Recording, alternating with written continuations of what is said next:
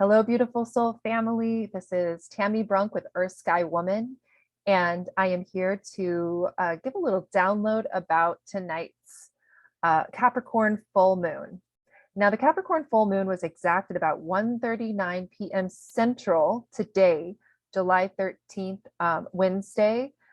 It is a super full moon because it's so close to the point where the moon is at its closest to the Earth. It's called perigee. Perigee was about 9.5 hours before the exact full moon. So this is the closest super full moon for the year. So that's a big event in and of itself. And the full moon, as we know, is when it's full, and today that's the effect is amplified. We feel our emotions rise to the surface. We feel whatever has been kind of underneath, just kind of rising. We feel it's illuminated, you could say, by the light of the sun. So we feel the intensity of the full moon even more tonight than normal. And add to that the full moon is with Pluto, and that adds just a whole other dimension of emotionality, we could say. Um, Now, understand that the full moon is when the sun is opposite the moon. So we have the sun in Cancer, we have the moon in Capricorn. Those are signs that are opposite one another. So every full moon has to do with this play of polarity between signs that are opposite. And the signs that are opposite always have a lot in common, but they're experienced in opposite ways. Um, so we have been in the season of Cancer since the summer solstice on June 21st. That's when the sun moved into Cancer. So we've been in this season where the themes are very much about nurturing, about home. This is often the time of year where we get together for family reunions, if you are close to your family, or get together with friends out on the land, spending time, peopling, as I like to call it, and with our closest bonds. For some of us who have a lot of mutable signs in our charts, that's true for me, a lot of Gemini, Sagittarius, Pisces, or Virgo. Sometimes this time of year can be a bit much on the level that we appreciate time with the divine, with nature, kind of in a quieter state. A lot. And so much peopling in human groups can be like, wow, can be a lot. However, what I've been really tuning into about the sign of Cancer when we look at its essence is that when we really tune into the essence of Cancer beyond the human, I've been really curious about archetypes beyond the human and the essence of each of the astrological signs deeper than the human experience. What I keep feeling is the experience of this deep well, this deep sacred pool, maybe the swimming hole right down the road from where you live, or where I live, or the sacred cenote in the Yucatan, for example. To the Mayans, the cenotes were sacred passageways. They were a portal to the underworld, perhaps Bridget's Well for those of us who have Celtic ancestry or pre-Celtic ancestry. But the sacred pools have always been considered a place that are very much like the womb, where we can enter to renew ourselves. So I think of Cancer in this season, the new, fresh, beyond human experience of Cancer as this month where we really get to tune into the deeper layers of our own feminine emotional waters, whether we're men or women. Men sometimes need this much more than women do, to take the time to just really to be in stillness and to be in the deeper currents of our feeling bodies. So that's one of the gifts of Cancer beyond what we would normally talk about. And I think that's part of what's available to us. And again, but now today we have the Capricorn full moon. So we have I'm going to talk now about Capricorn. What is Capricorn? What does it mean for us to tune into this illuminated, potent, magnified Capricorn moon that's very near Pluto? So what that takes me to is that this full moon is actually, it's a point in time where we can connect into the bigger current of what we are experiencing collectively, especially here in the US, but all across the globe.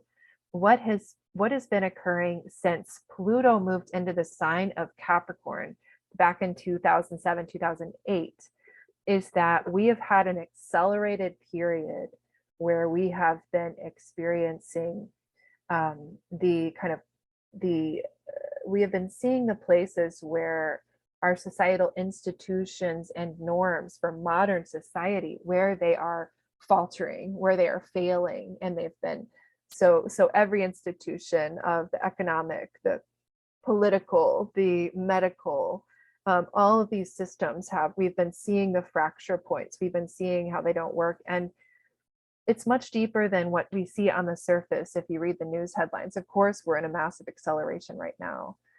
But the deeper breakdown, breakthrough, the deeper metamorphosis that has been catalyzed beginning at that time, but with perhaps the most intensity right now, especially in the US, it is a deeper requirement that we as a species foundationally, fundamentally dismantle first on the inside the structures of thought, the structures of belief, the structures of what our consensus reality is, how we think reality actually works. It's all been dismantling.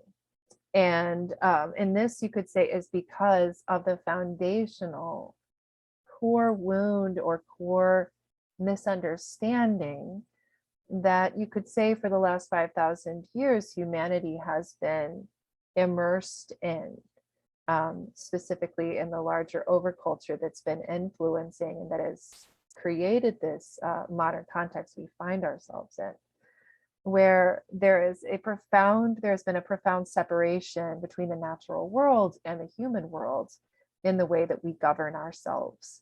And so that's the biggest separation. It also relates to the way we're separate from our bodies. And that's built into the paradigms that many of us were indoctrinated into. So the way I've been seeing this in a very simplified way is that human beings, we need culture. When you think of culture, it's like that means like how do we create a beautiful society? What are the facets? How do we take care of each other? How do we take care of our elders, our young ones? How do men and women connect with one another? How do individuals who are two-spirit or LGBTQ, because they have always been with us, how do we embrace them as part of the whole? How is it that we care for the land around us and tend to it? How do we experience rites of passage? How is it that we conduct exchange of goods, materials, resources? What does our economy look and feel like? Is it a sacred economy? These are some of the dimensions of culture. How is it that we as human beings experience and transmit wisdom around how we can create in a really beautiful way, or how each human being can fully express their potential and the beauty that they are in a way that's affirmed, that in a way that's supported, in a way that's uplifted. So my question has been, what is a sacred culture? Do we know what a sacred culture looks and feels like? And I feel like this question is especially urgent now across the globe because we as humans are in profound need. We are longing for, we are thirsty for spirit, and for spirit to be embedded within our cultural framework. We're thirsty for this because so many people are feeling very burnt out and very soul sick around the kinds of jobs that they have, for example, which may feel very meaningless. Or they may feel just this kind of existential emptiness because they don't know anymore how to really connect with their children, or they don't know how to connect to the earth. This is something that's been happening for all of us. It's built into our system and the way it's designed in a sense. So, the question, what is sacred culture? How is it that we can help to give birth to a sacred culture? That is the question, because with Pluto and Capricorn, all of the places where our modern cultural, societal reality is out of balance with the earth, out of balance with the feminine, out of balance with the whole family of life, with the cosmos, even, you could say. That's all that's all being composted in a very radical way, as we can see and feel within ourselves and outside of ourselves. So this question today at this Capricorn full moon that we're maybe feeling into really is, for ourselves personally, it's, I'd say, here's a question for any of us to answer. When have I been in a community context where I felt held by something larger, where I felt a deep connection to spirit while I was engaged with other humans? Where did that happen for me? I think that's actually one of the core questions.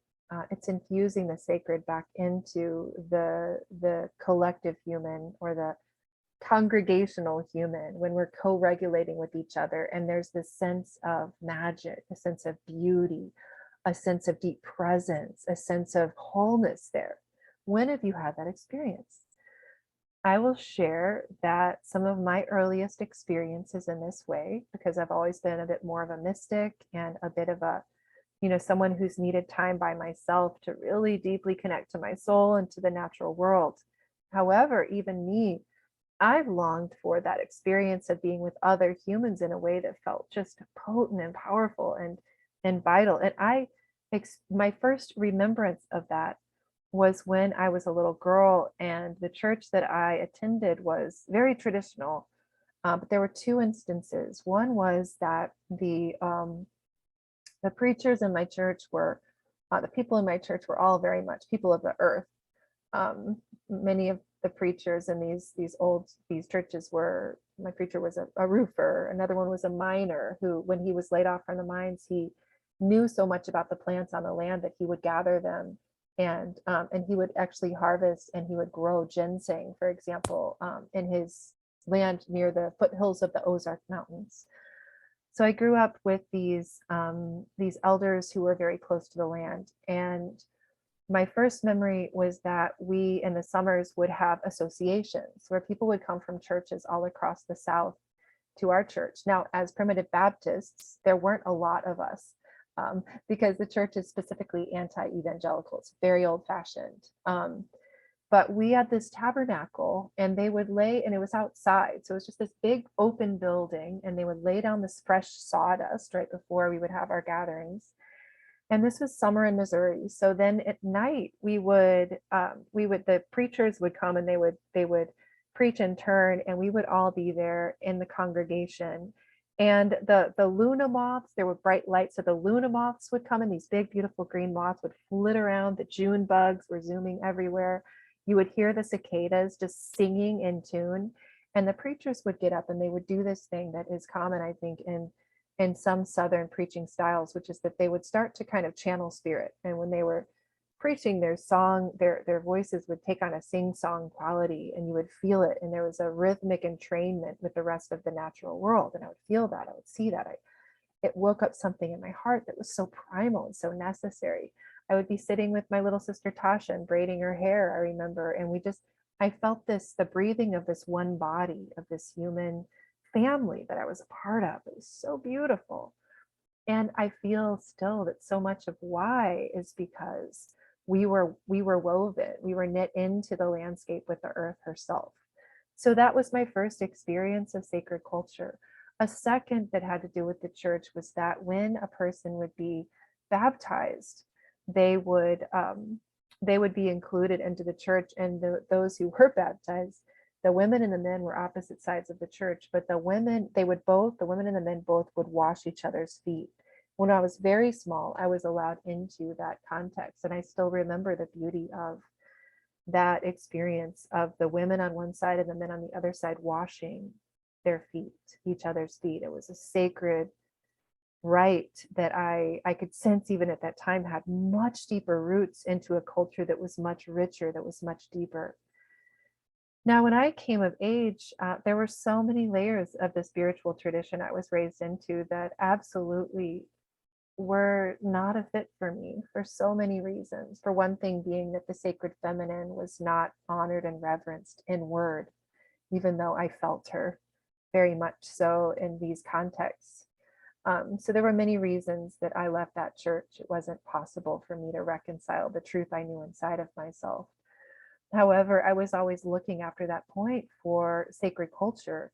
And the second time I literally found it was when I was an undergraduate, and I always knew that I had a little bit of Native American blood. And when I was in high school, I had done an incredible amount of research. I steeped myself into learning about what had happened to Native peoples across the US. And I was in debate. I had done an oratory on this. So it was a transmission that I was given, that I was delivering even at that time.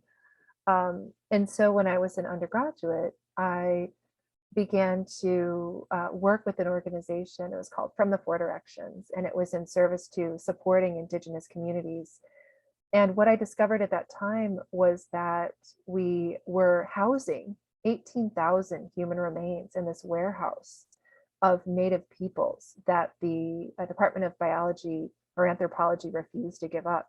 So that was part of what we as a community group were striving to force the university to release these remains back to the Indigenous people they belong to, because it was something that was very important to Native people to have their own remains, not surprisingly. In this window of this time, I was really privileged to go to a powwow in Cincinnati, Ohio, where I attended, and Dennis Banks, who was a leader in the American Indian movement, was present. So I was able to meet him. And but when I first stepped into this gymnasium, and I love this image in my mind, it's just so perfect. I sat down in this gymnasium with all these other humans, and I could smell the sweetgrass, and I could smell the sage, and I could hear the beautiful drumming. And I saw the dancers, the fancy dancers, the shawl dancers, the just these beautiful dances. And I felt so at home. Once again, there was something in me. I felt the hum, I felt the buzz of this body of humans surrounding me, who were making music, who were connecting to the ancestral wisdom that had been passed on to them. And there was something so familiar and true about this experience. So I went on to have many other sacred cultural experiences as I grew older, and many of them did involve periods where I was involved in activism with Indigenous communities. And so I would experience ceremonial contexts where we would, with sweat ceremonies or other ceremonial contexts as being a part of those movements, including Standing Rock most recently, where many humans visited Standing Rock and had a taste of what the sacred culture looked and felt like, in a much larger sense. So I know a little bit about it. I've felt it a little bit. So I just want to invite you for a moment to just drop in and ask, when have you experienced sacred culture? When have you been in a group of other humans and felt such beauty and aliveness and coherence, co-regulation? Something beautiful was being created together. Something beautiful was being expressed together. It woke up something in you that you really didn't even know you needed, but there it was. Maybe it's when you visited another country. Maybe it's an experience you had every summer as a child when you would go to baseball games. What have been those, maybe it's when you went to mass. What have been those experiences of sacred culture for you? Much of my life's work has actually been about working with other beautiful humans to help them to create circles and spaces where the sacred can be deeply and potently felt, including 7 years in New Mexico, where I gathered women's new moon circles, including work with Venus Alchemy, where we would gather as many as 100 women and men to ceremonially work through the living Venus cycle. I did that for 10 years. So there have been many contexts where I've been privileged and honored to receive teachings that have been passed down to me to help others to connect in a sacred way with the earth and with each other. It's fascinating. We live in a time now where we're creating that sacred culture virtually and online. So again, the Venus work that I did was my first taste of what's possible there. And it is a lot. It's incredible. Of course, it's different than co-regulating human to human. And yet there is still a lot of beauty in that. I will share that one of the most potent experiences that I had in my life as a in my early 30s was when I went to an event. I was in graduate school and I was deeply immersed in the question um, of seeing the heart of the deep and devastating legacy of this modern culture, specifically in the US, because we had just invaded Iraq. And I was deeply affected by that. And I had been very much opposed, very actively opposed to that war. And so I had traveled while I was in graduate school to Peru, to an area just in the shadow of Machu Picchu. I did go to Machu Picchu, but the event that I was privileged to help to organize in the very last couple of weeks before the event is called the Llamada del Condor, is the Call of the Condor. And it was a bioregional gathering where 700 people from 35 different countries came and gathered. We gathered for a week. We created a temporary eco-village on this beautiful sacred land in the Sacred Valley. And we had these councils where we would teach each other, and people would teach the skills and the knowledge that they had. And that would include areas around youth, around the stages of life, around elder, youth, women, men, ecology, the different new emergent forms of spirituality, indigenous wisdoms. Very important part of this gathering as well is that I got to participate in helping to do a project with the community, the local community of indigenous farmers, community members, to volunteer, to plant seeds, to support in some small way, to weave ourselves into that smaller community. So this was an event where I got to experience again that kind of throbbing, pulsing experience of being part of a larger human family and being embedded, because it was all held in ceremony. It was all held in a space of sacredness and reverence and beauty and art and dance, and all of that was integrated into it. So it gave me these tastes of what was possible in our in our culture. It gave me a taste.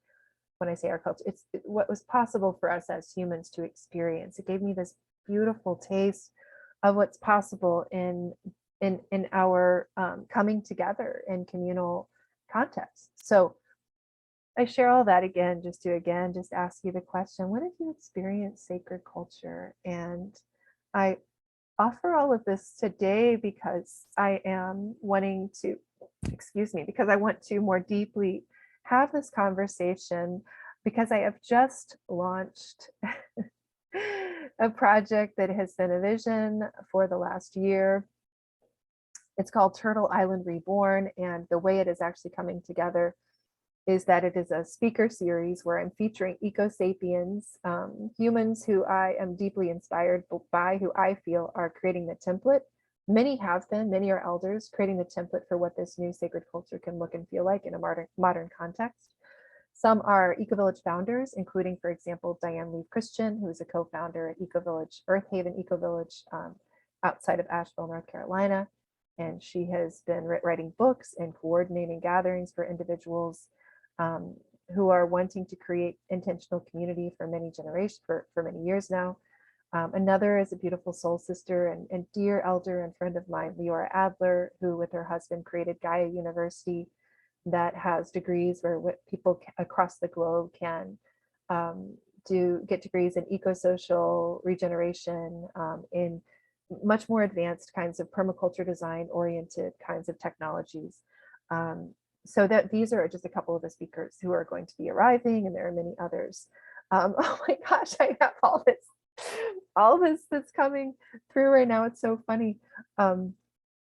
So this is happening. The speaker series begins on the 17th, Sunday, July 17th. It will go through August 6th, so 20 speakers, 1 to 2:30 p.m. every day. I will have either a recorded or a live presenter. So sign up. You can sign up at my website, www.astrologyforearthrenewal.com. You can register there and you'll be redirected to the class page where I have now an opening presentation that I've created. And in that, I begin to kind of speak into sacred culture, and also I give some visuals around why it is that I think the Americas, with the US at the epicenter, are ground zero. They're the heart of where the massive culture change needs to happen right now.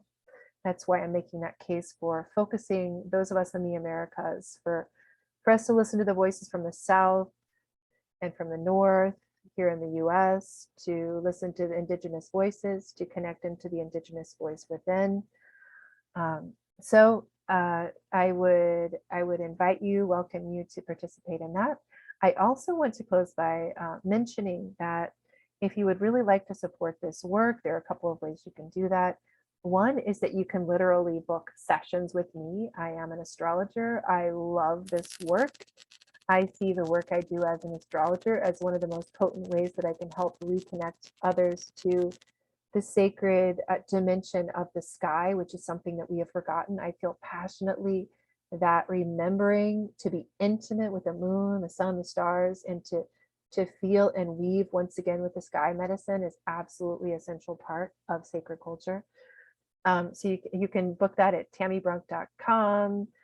Also, I'm beginning to teach. I'm so excited. This is the first time somehow, I don't know how, that I will be teaching a beginning chart reading course derived from the shamanic astrology paradigm, which is a very rich and intuitive way of reading charts. So if you love astrology and you're like, I don't know how to read a chart, but I love it, I'd love to learn, we're going to be doing a lot of practicing. And so you can really dive right in there and practice on your friends and family and learn how to really tune into this sacred science of astrology.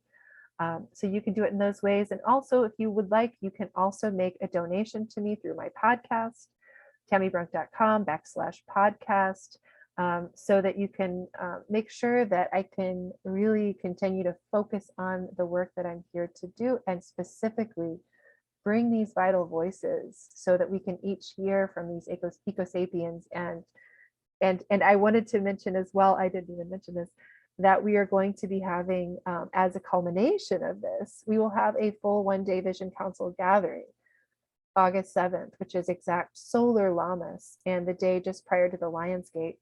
We're going to have a full day on Sunday where we feature councils, consejos, where I will be creating a mini version of what I experienced in Peru, because many of the individuals who were organizing that event and who have continued from the early 90s even to the present to create these vision councils all across South America and Mexico, many of those elders will be featured in my presentations and the speaker series, as well as some of them being present to help guide this vision council gathering on August 7th.